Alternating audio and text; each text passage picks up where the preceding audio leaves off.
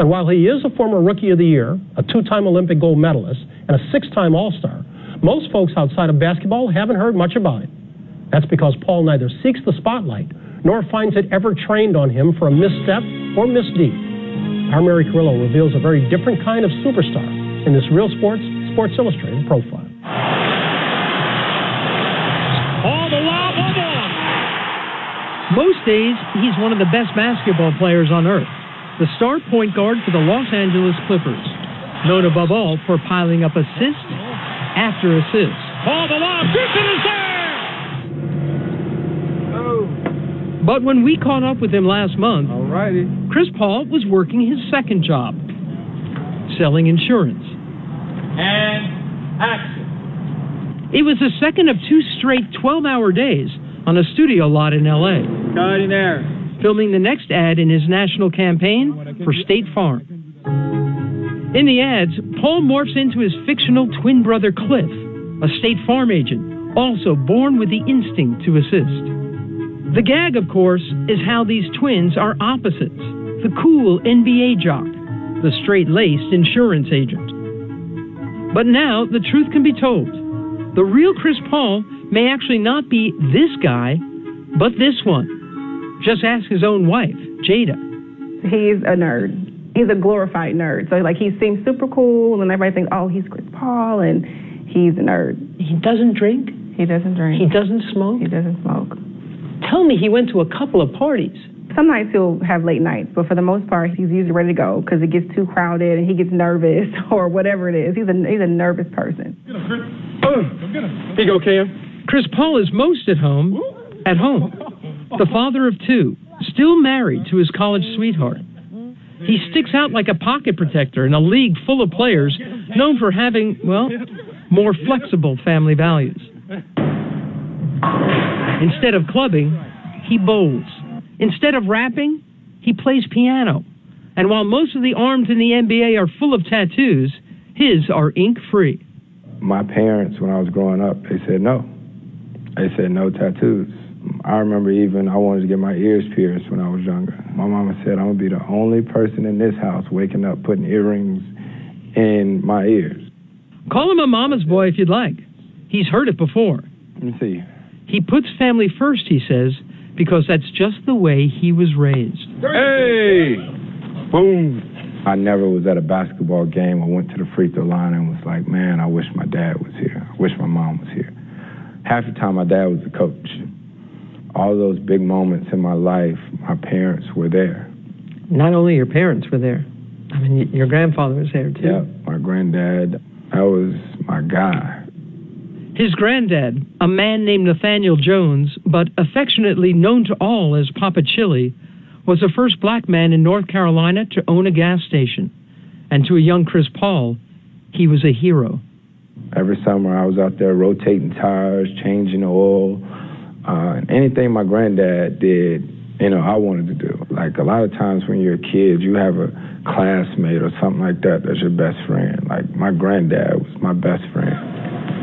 They were so close that as young Chris blossomed into one of the best high school players in America, Chris Paul, he ignored appeals from colleges far and wide and chose to play instead at nearby Wake Forest. The day he signed, Papa Chile was there. As soon as I signed the actual paper, I can picture my granddad because by this time he had false teeth in, and I can picture him saying, yeah, and his teeth moving a little bit in his mouth. And he didn't get to watch you play anymore? Nope. Not one game. So that next day, that was it. I usually don't get emotional about this because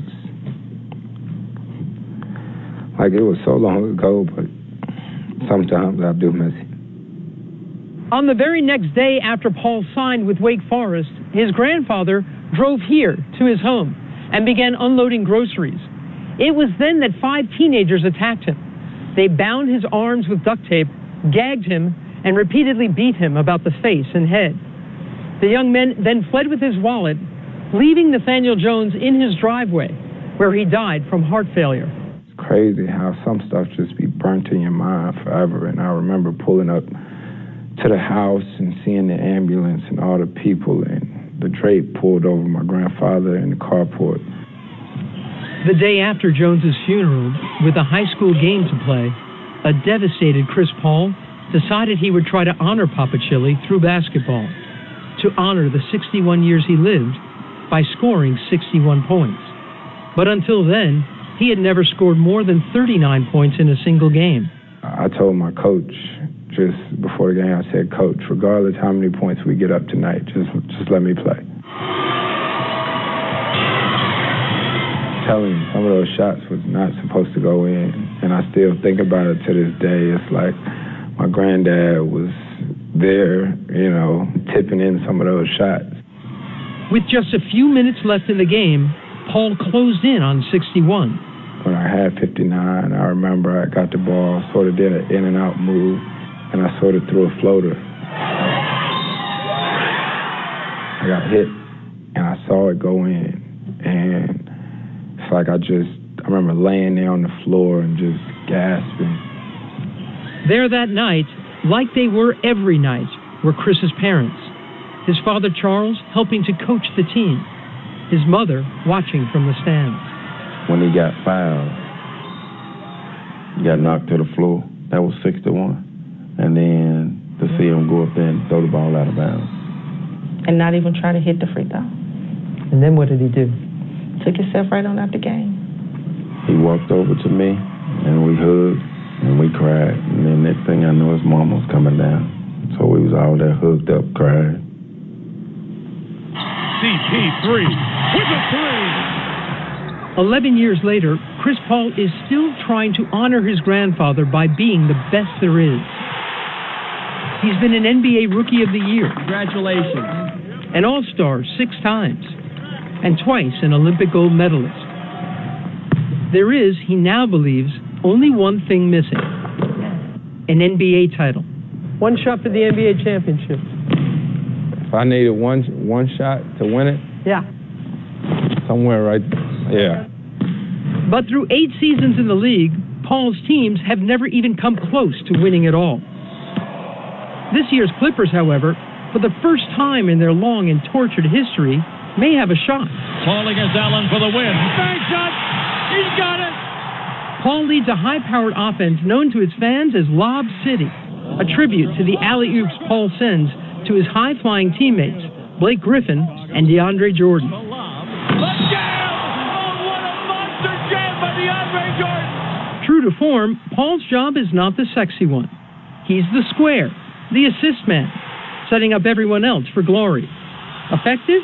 Yes. Cool? Not even around his own house. Is it true that your son does not consider his own father to be his favorite player? That's very true. Now, who his favorite player is will vary from day to day. But it's never his own father. It's never his own dad. But usually it's Blake Griffin. Like, if you ask him 10 times, 8 of those times it'll be Blake Griffin. Look that way and do the Blake face. Blake face.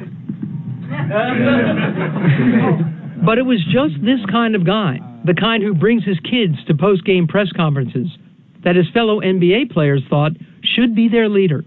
Which is why this summer, Chris Paul, 3-time president of his class back in high school, was elected president of the NBA Players Association, a union in turmoil and in need of guidance. The guys look up to him. They need a leader, and he's a natural leader. So she's going to be a good first lady? She's not the first lady. We're going to leave that to Michelle Obama.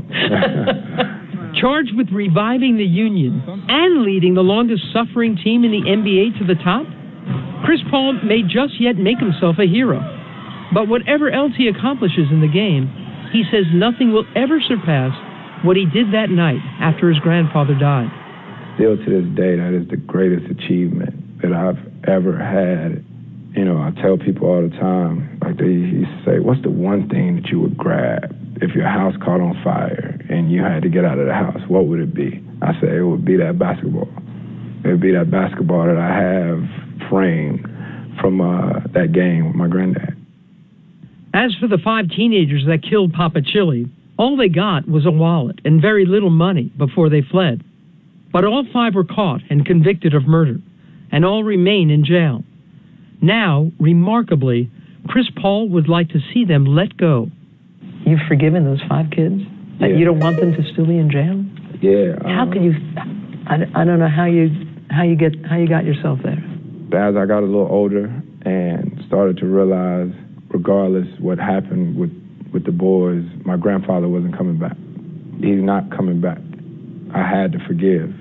You know, never forget. I had to forgive. Paul's taken another lesson from the past, he says. All the time he was given by his parents. All the time he lost with his grandfather. Ready? Paul may leave the game early to be with his kids instead, to give them the assist he always had. I love to play basketball more than anybody, but I could honestly see myself maybe stopping a little premature just because I would hate for my kids to recall those special moments in their life, and I wasn't there. Mary, before he became a Clipper, Chris Paul could have been an LA Laker, but for the interference of David Stern. Did he say anything? Was he angry about that? Chris, when he speaks about, you know, his life as a professional basketball player, he stays away from that kind of stuff. He really, and he doesn't say. I asked him how much he helped Doc Rivers get the job as a Clippers coach, and he says that wasn't me. That wasn't me. So he tends to back off on that kind of stuff. And yet he did run and successfully has become the president of the NBA Players Association. Pretty thankless job. Why did he want it? He's been the vice president for 4 years. Yeah, but vice presidents don't do it. Well, he knows his way around those rooms, doesn't he? And I think he really cares. He wants to change the image of the NBA. The lockout took a lot of the starts out of a lot of those players. He wants to bring them all back into the fold.